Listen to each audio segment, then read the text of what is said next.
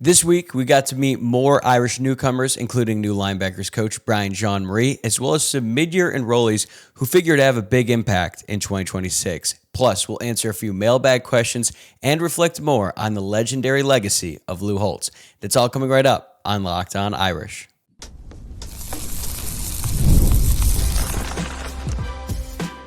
You are Locked On Irish, your daily podcast on the Notre Dame Fighting Irish.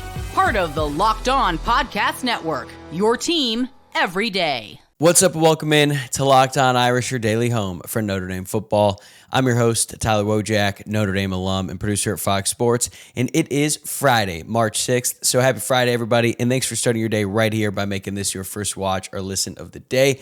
Before we dive in, make sure you subscribe to the YouTube channel and follow the podcast on your favorite platform so that way you never miss an episode. Today's episode is brought to you by FanDuel. FanDuel is giving you a way to turn that energy into even bigger potential wins with a college basketball parlay profit boost. Head to FanDuel.com to get started. All right, we've got a fun show lined up for you today on this Friday. We're going to start with my first impressions of new Notre Dame linebacker coach Brian Jean-Marie and a few freshmen who met with the media on Wednesday. It was mostly the defensive mid-year enrollees as well as running back Javian Osborne, who missed last week, with the rest of the offensive mid-year enrollees. And we didn't learn quite as much about this group as some of the ones previously, but I have some key takeaways that I want to share with you today. Then we're going to get to a shorter version of the Friday mailbag before closing things out with a conversation I had with Spencer McLaughlin on the Locked On College Football show today, actually, or I guess when this is coming out, it was on Thursday. And we talked more about the legacy of Lou Holtz. The schedule is a little bit out of whack this week, which is why the Friday episode is not a full mailbag show. Obviously, with Lou Holtz passing, we had to change the plans, and Luke and I did a long episode on Thursday, just doing a deep dive onto Lou Holtz, what he means to Notre Dame. But with such an important figure, I feel like it was necessary to provide a little bit more commentary. So that's what we're going to do on today's show. So we have a lot to cover. Let's begin with my first impressions of a few guys that really stood out to me in their press conferences, the first time meeting with the Notre Dame media since they got on campus. Linebackers coach Brian Jean-Marie. That guy is a football guy. He has been a linebackers coach for pretty much his entire career. He's been coaching college football for over 20 years, and that stands out. He kind of talks a little bit more like coach speaks, certainly more so than Aaron Henry, the defensive backs coach, but sometimes that's what you get with the football coach who's been around for a long time, who's seen it all, and he actually compared the experience at Notre Dame to his time working at Michigan and Texas. He was asked about that, working for blue blood programs, and he talked about the history, the tradition of excellence, but also the current standard. And obviously the current standard of the Notre Dame football program is very high. But a couple of things really stood out to me from what Jean-Marie had to say. He talked about having 5 linebackers last year who all exceeded 100 snaps on the season. And he figures to rotate all 5 this season as well. He wants there to be competition, but he also wants to be able to bring in fresh legs throughout the game. He has rotated linebackers throughout his career, and he understands that Notre Dame has 5 really talented players. But with that being said, he does not expect the new guys like Jacoby Clapper and like Thomas Davis Jr. to just come in and chill out their freshman season just because there's so many talented and experienced guys in front of them. As a matter of fact, he went up to them and said, hey, the standard is the exact same for you because injuries happen. I mean, Notre Dame already lost Kingston Viliamuasa for what will likely be the first month of the season. But if another guy gets hurt, now all of a sudden, Davis or Clapper, their number might be called upon, or maybe it's Teddy Rizak. So I thought it was interesting how Jean-Marie set the tone right away and how he's learning from the guys. He's going to lean heavily on Drake Bowen because he's a captain. He's been a starter for 2 years. He's been around, and he's going to be a starter at the start of the season as well, unlike KVA. So having a guy like Bowen is going to be really important for him. It'll help him learn about the rest of the guys in the room. And so far, really all he's done with the guys is he's met with them. He's watched the film from last season. But rather than critiquing it right away, he's sort of asking them, hey, what did you see here? What was your assignment? Why did you do this? Why did you do that? Which is good because he could have one interpretation of what happened when he's watching on film without understanding the scheme and the assignments and all that stuff behind it. So now by having the players in and making it more of a collaborative process, I think that'll be better for him and also the players down the road as he starts to learn their games, learn their different styles, how they learn from the coach, all things like that. So Brian Jean-Marie, not the most talkative guy in the world, but I still thought we were able to learn a lot from his time with the media on Wednesday. Another guy who is not a talker, is 5-star freshman Khary Adams. It's actually pretty funny. He might have said the fewest amount of words in any press conference ever.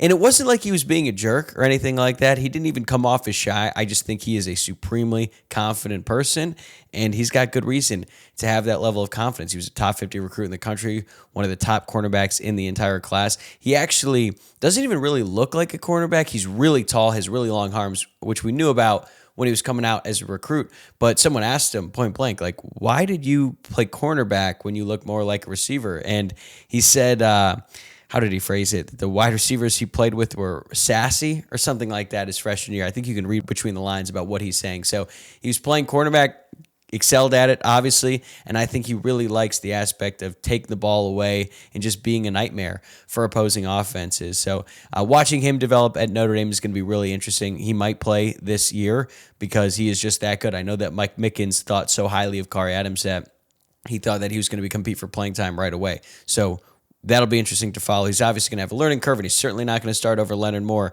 but maybe he can get on the field some other way. Joey O'Brien is another freshman who is going to be competing for playing time right away. But watching that video and just seeing Joey O'Brien appear on the screen, you realize how freakishly tall he is. And we talked about this on the show before when he was listed as a recruit. He was only 6'3", and I was like, there is no way, because I've seen him in person. He's at least 6'5", maybe even 6'6". So he's listed at 6'5" on the Notre Dame roster right now, and he is all of 6'5". And I think he has a really positive attitude. He understands, he is a freshman, but he wants to come in and he wants to compete. And right now, it seems like he's going to have a real chance to get on the field. Is he going to be a starter? I have my doubts about that, at least at the beginning of the season, because he's a true freshman, and O'Brien actually spoke about the responsibilities of being a safety in this Notre Dame defense. It's not just about knowing your own assignment or calling the coverages for the rest of the defensive backs. No. At Notre Dame, the safety is responsible for lining up everybody on the entire defense, which can be extremely overwhelming for any player, let alone a true freshman who's only been on campus for a few weeks now. So I think it's going to take some time this season for Joey O'Brien to really excel. Someone asked him if he played nickel, and he said no. I've said before, I'm more open to the idea of Joey O'Brien being like a big nickel, similar to what Kyle Hamilton did his freshman season, but it's a lot to learn for these guys, especially for a player like Joey O'Brien who has these extremely high expectations, and he's playing a position that is very difficult on the field, just in terms of what you have to do as a player, but then also all the stuff you have to do pre-snap. It just makes it more difficult, but Joey O'Brien seems like the right person to handle that. Javian Osborne, I was really excited to see him because he's another guy who might factor into the running back rotation from day one. I know that the Notre Dame coaching staff is very high on him, and he's going to get his chance. He looks like a freshman in terms of his face. He has a bit of a baby face, but hey, man, Babyface Alliance. I'm certainly not going to discriminate anyone for having a baby face when, especially the people on YouTube, see me every single day. And I'm going to be 30 here in a couple of weeks. Javian Osborne is probably just 18 years old. So hearing him talk, I mean, he was very vocal when he was a recruit. He was a leader of the class. He was responsible for recruiting other players, getting the guys on campus, and when they were together, he was just the guy that most other players gravitated to. Same with Thomas Davis Jr., who spoke to the media as well. But hearing Javian Osborne, you realize that he understands what he's going up against. He fully expected Jeremiah Love and Jadarian Price to head to the NFL after last season, so he knew that he was going to get on campus and have to be ready to go right away. He still has a lot to learn, right? Even though he was extremely productive as a high school player. I think there's a little bit more pressure on Javian Osborne because he understands the coaches are going to be counting on him, whereas like Joey O'Brien and Khary Adams, like there's a ton of guys in front of them. If they end up excelling and they're able to get on the field their freshman year, that's an added bonus because they already have so much talent in the cornerback room and in the safety room. With Javian Osborne, there's a lot of talent in that running back room, but very little proven production, certainly very little proven production outside of Aeneas Williams. So I think he understands the stakes of the situation and he's ready for it. One last guy I want to talk about was Ayden Pouncey. He is very similar to Joey O'Brien in that he's massive. I've said it before, I think he's a safety, but the Notre Dame coaching staff likes him at corner but he seems like a perfect Notre Dame fit. Both of his brothers went to Florida. He was asked if he thought about going to Florida. Obviously, he did, but he wanted to be at Notre Dame because of everything that the school offers, both on the field and off the field. And just in hearing him talk, he seems to understand the place. And look, he could have gone to Florida. He could have probably gone to a bunch of other schools and probably gotten on the field a lot earlier, at least as a starter, than what's going to happen for him at Notre Dame. But the fact that Marcus Freeman was able to get him to commit to Notre Dame, leave the South, come up north, stay in South Bend, is just another indication of how good Marcus Freeman is as a recruiter, as well as Mike Mickens before he left for the NFL. And another observation, a bunch of freshmen mentioned the snow as well. And that's been sort of a running joke on this show, how every early enrollee guy is like, man, I was, expecting cold weather in South Bend, but I was not expecting this amount of snow. And it sounds like it's just been one of the most brutal winters of all time. So there you have it. Those are my first impressions of the new linebackers coach, Brian John Murray, as well as a few other key freshmen that are going to be fighting for playing time from day one, and they're going to have their chance here in a couple weeks when spring practice gets rolling. All right, coming up next, we're going to open up the Friday mailbag. Normally, Friday is all questions from you, the viewers and listeners, but we've still got a few really good ones to get to today. That's straight ahead. Today's episode is brought to you by FanDuel. College basketball is nonstop. Big games, tight spreads, momentum swings every single night. From early tip-offs to late-night West Coast shootouts, there's always action on the board. And now FanDuel is giving you a way to turn that energy into even bigger potential wins with a college basketball parlay profit boost. You can build any college hoops parlay you want. Rivalry games, ranked matchups, whatever fits your read. You can mix spreads, totals, and player props to match how you see the slate playing out. Then you can apply the profit boost and instantly bump up the potential payout. I like Arizona plus 480 to win the national championship. They have been extremely impressive this season. I think there's only a handful of teams who can actually win a national championship, and Arizona is certainly one of them. Go safe, go bold, ride with the team you've been following all season. It's your parlay, your style, now with more upside behind it. Head to FanDuel.com to get started. That's FanDuel.com. FanDuel, play your game. Today's episode is also brought to you by TurboTax. It's tax time, but for a lot of us, the old way of doing taxes is a lot. Trying to book an appointment that's not the most convenient, sitting in a waiting room with a stack of papers, emailing back and forth and wondering if they really get your situation. But this year, you're getting a major upgrade. Intuit TurboTax now has in-person locations nationwide. You can meet face-to-face with a real tax expert, and your documents get uploaded straight to your TurboTax app on the spot. And just like that, you're done. Your TurboTax expert works to get you every dollar you deserve while you get real-time notifications as you go about your day.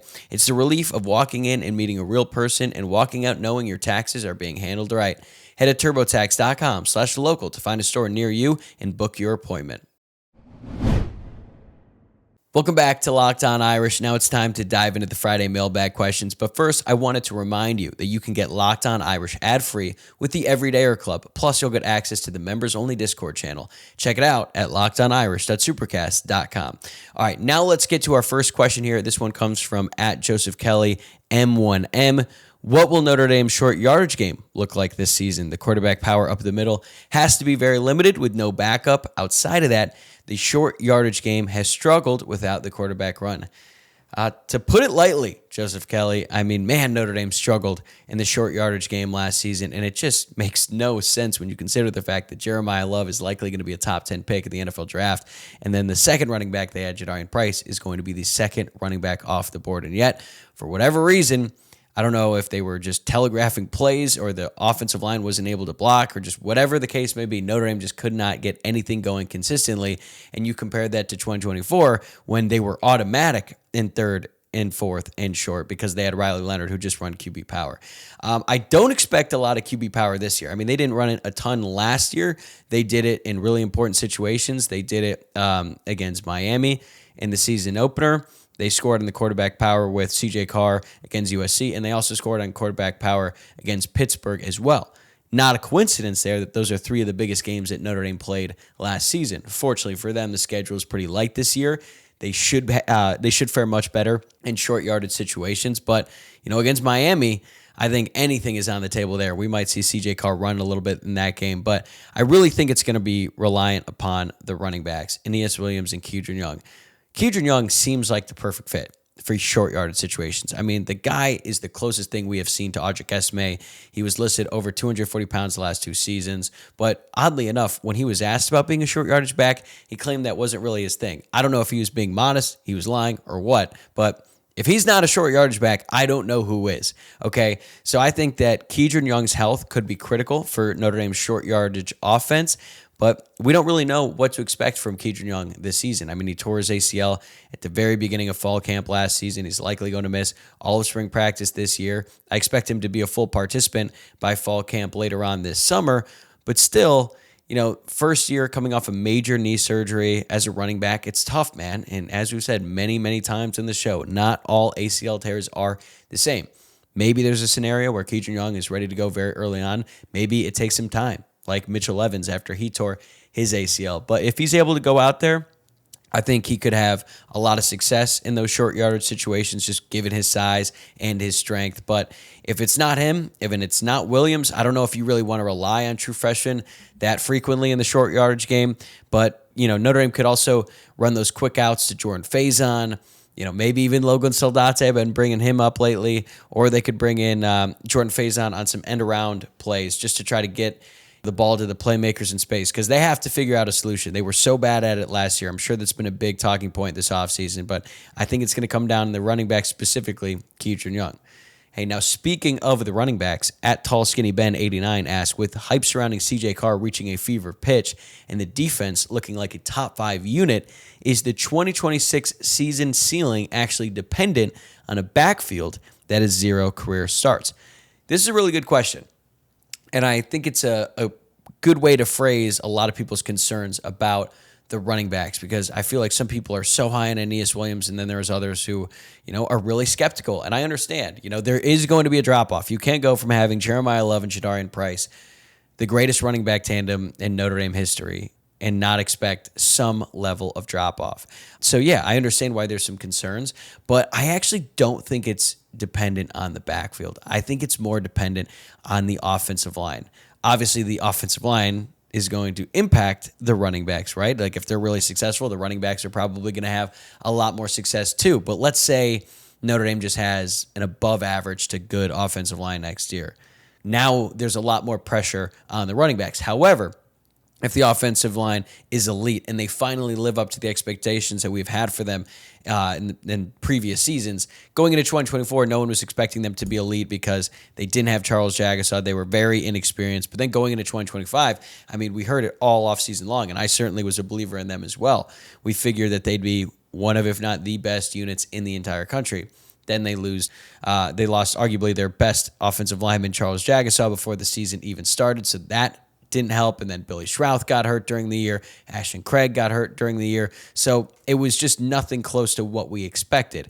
If they go out there and they have a truly elite offensive line, this team should win the national championship. It's that simple. They don't really have a flaw other than you could say maybe some inexperience on the outside.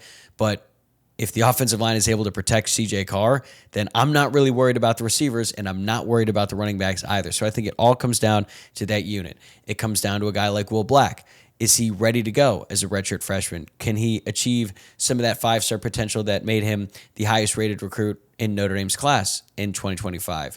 It's going to have to do with Charles Jagusah's health. Is he finally going to be able to get out there and be the player that we've all been hoping and expecting him to be? It's going to be reliant on Ashton Craig's health. And if Ashton Craig can't go, how does Joe Otting develop going into this season? Gerby Lambert, what position is he going to play? Where is Gerby going to play? It's been a question that we have revisited many times on this show. Is he going to be right guard? Is he going to be right tackle? Is he ready to take a leap? And then outside of that, who could be that surprise offensive lineman that we don't anticipate right now, who ends up taking a big step and ends up in the starting 5? Because there's been one a year pretty much every single year since Joe Rudolph became the offensive line coach. All of that stuff is going to factor in. And ultimately, when you think about what Notre Dame has at the quarterback position and what they should have on defense, you're right. They should be top 5 no matter what. But if they're going to win a national championship, I think it depends on the offensive line. All right, last mailbag question for us today. Guessing this is at Azerby7516. Besides Carr, which player do you think will take the biggest step forward this year in terms of talent and team impact? Well, we talked about Aeneas Williams a lot on the show already. I'm going to pick him because I really do think he is going to be that impactful, and he's been grinding sort of in the shadows the past 2 years, and I think now that it's his turn, he's going to surprise a lot of people. And the fact that he was able to get on the field as a true freshman tells me that he was a really mature player and he's ready to go, and I think he's been getting great coaching ever since he got on campus, first with Dylan McCullough, then with Jay Wansider. So I think he's going to be very productive, but if it's not Aeneas Williams, I think it's going to be Jaden Greathouse. I'm starting to become more bullish on him. I'm not saying that Jaden Greathouse is going to play every single game like he did the last 2 games of 2024, but a healthy Jaden Greathouse is a really good player. He has proven that he's really good at making contested catches, more so than any wide receiver on the Notre Dame roster. But keep an eye out for Micah Gilbert. I forgot to mention this in the first segment when I was talking about Khary Adams. One of the reporters, I'm sorry, I don't know who it is, so I won't be able to give you the proper credit, asked Adams, who has been the toughest guy to go against so far at practice at Notre Dame. And without hesitation, Adams said Micah Gilbert. And he said he's physical and he's fast. And that's interesting, right? Because you would think it's probably Jordan Faison, because Faison's out there too. Greathouse is out there too. No, he named Micah Gilbert. And when Notre Dame brought in Quincy Porter, there were some people who thought that Quincy Porter was going to be the day one starter at Boundary. Or when Notre Dame brought in Mylan Graham, I wondered, well, does that mean they're not even going to have a Boundary wide receiver on the field? They're just going to basically go out there with 2 field receivers in a slot. But if Micah Gilbert is making that kind of impression, I think that says something. So I think it could be any combination of the 3, Aeneas Williams, Jaden Greathouse, or Micah Gilbert. If any one of those 3, or maybe all 3 of those guys really take a step up this year, that'd be huge for the Notre Dame offense. On defense, I'm going to go with Bryce Young. I might have bought too much stock going into last season, I'll admit it. But you know what? I'm not selling any of it. I'm all in on Bryce Young. Last year I said he could be like Stephon Tuitt in his sophomore year. Clearly, that didn't pan out. But because he didn't reach those lofty expectations, a lot of people have written him off, and I don't really get that. I think he's going to have an incredible year this year. I think his new playing weight is going to be a lot better for him. He probably put on a little bit too much weight after his freshman year, slowed him down a little bit. But now going into year 3, I think he understands the game more. He's been in the weight room more, and he's just a freak of nature. He's so tall, he's so big, and I think he is due for a breakout season for the Irish this year. All right, before we wrap up the show, I want to share part of a conversation that I had with Spencer McLaughlin, the host of Locked On College Football, about the legacy of Lou Holtz and what he still means to Notre Dame fans today. That's coming up next. Today's episode is brought to you by Indeed. Workplace chaos, deadlines stacking up, inbox overflowing, and the one position you have to fill still sitting open. When the pressure's on and you need the right hire, this is a job for sponsored jobs. Indeed Sponsored Jobs helps you reach the people who actually fit what you're looking for, skills, experience, location, so you're not just hoping the right candidate stumbles across your post.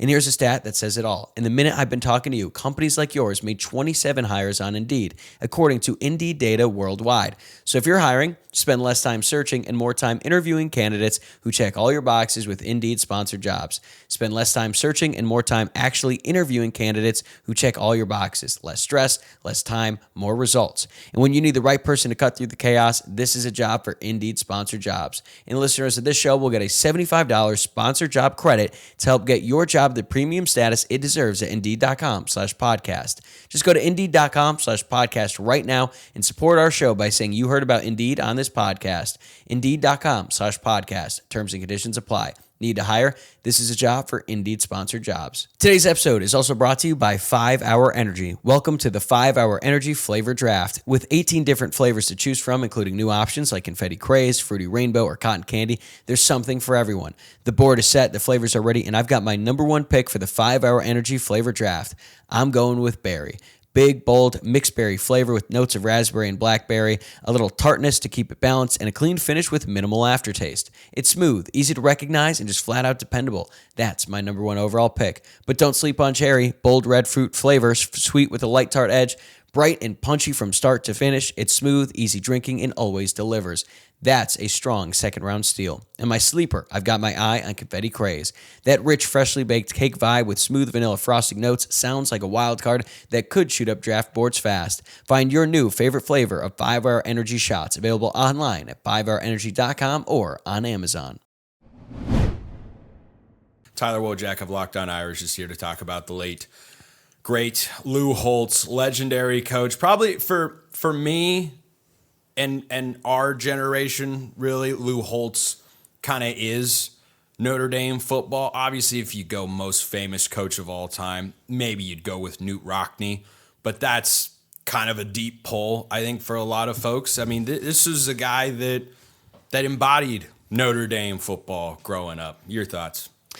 I agree with you. It's funny because when we were growing up, Notre Dame was really bad at football for the most part. I mean, they had the 2005 team with like Brady Quinn and Jeff Samardzija, where they just were out of nowhere elite offensively with Charlie Weiss as the head coach. And then 2006, they had Brady Quinn for another year, but they were pretty disappointing. And then, up until 2012, it was just disappointment year after year after year. So for so many people, they didn't understand that back in the day, Notre Dame used to have a lot of success on the football field. And I guess their introduction to that was Lou Holtz screaming on the television every Saturday night on College Football Final when he was arguing with Mark May, and he just talks about Notre Dame and his reverence for the university, the standard of excellence and all that, but it wasn't actually translating on the field. Now, times have certainly changed. Notre Dame has been a lot better on the football field in recent years, but I feel like an entire generation grew up learning about Notre Dame through Lou Holtz on their television, and now they actually get to see it play out on Saturdays. Yeah, and, you mentioned his time at ESPN. That was really when I first got introduced to Lou Holtz. He was a hard guy to forget. Once you saw him, once you heard him speak, I think his passion for college football was second maybe only to Lee Corso. Quite frankly, I mean, you just don't have, it's those sorts of figureheads, it's those sorts of guys that just kind of stick in my head as people, faces, names, talking heads that I remember growing up that are just kind of core college football memories. We're getting very old, Tyler, and I don't care for it. But that old college football debate show with him and Mark May acting as lawyers, and Reese Davis is there in the robe as the judge while they, pretended to be college football lawyers for a different case. That's what I'll remember most as a non-Notre Dame affiliated guy. Like that image of Coach Holtz is what I really remember, and it's a very fond memory because the show was great.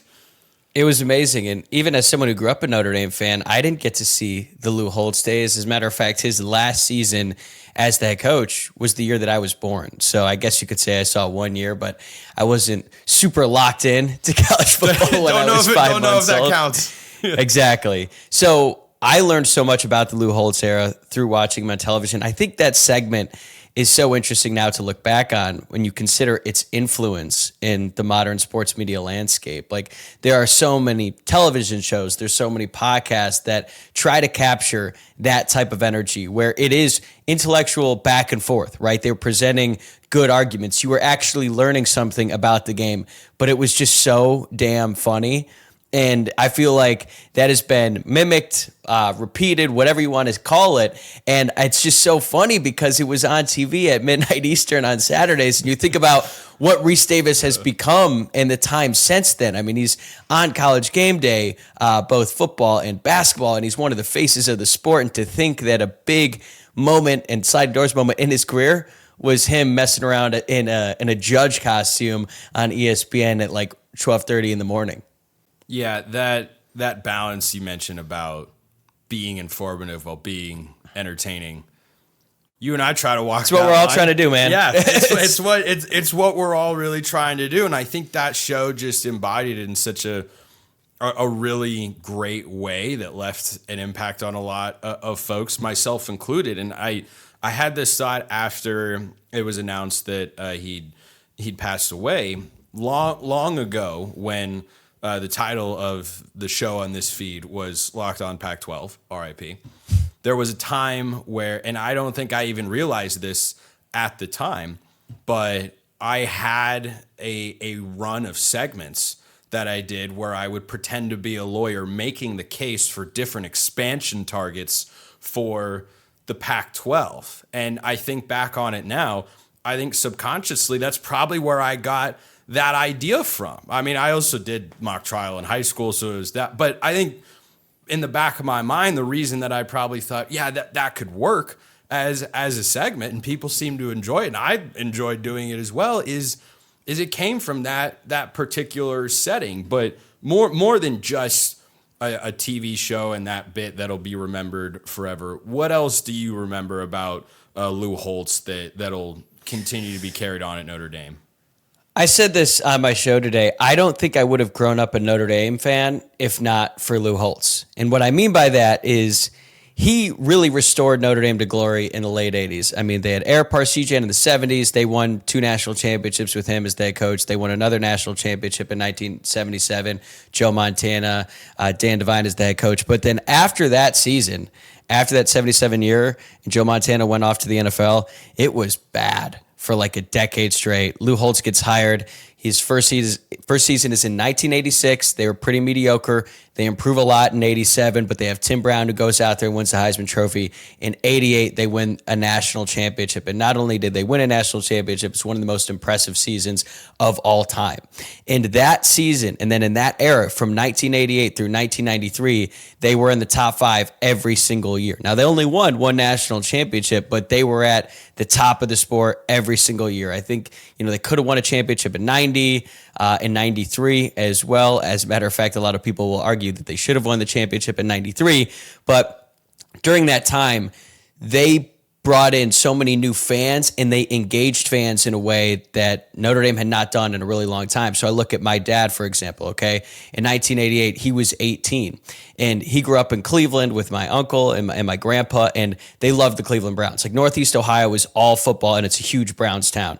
So they grew up watching them, but Irish Catholic family, and they liked Notre Dame. But during the Lou Holtz era, they really fell in love with the team and the program, and they were so bought in watching every single game because they were on TV every single Saturday.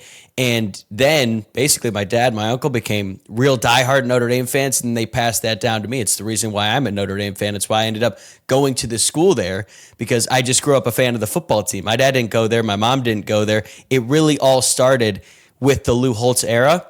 And there are so many other people like me. And I think that the modern Notre Dame fan really all goes back to Lou Holtz. And the way that people talk about him still to this day just shows you the type of influence he had at the university and the legacy that will live on forever. Do you have a favorite Lou Holtz era memory or anything specific?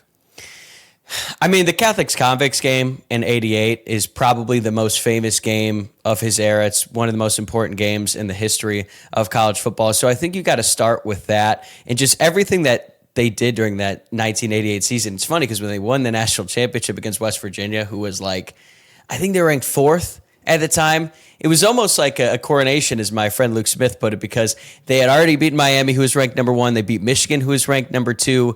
They beat USC, who was ranked number 2. So winning a national championship was like, we've already done this. Like, we've already beaten 3 of the top 2 teams this season. And it's funny that like the biggest game of that year was a regular season game in October. And you compare that to what college football is like today, where it feels like the regular season is being stripped of all of its meaning. Like, I just really attached to that memory. And then obviously you've got the game of the century in 1993 when Notre Dame beat Florida State.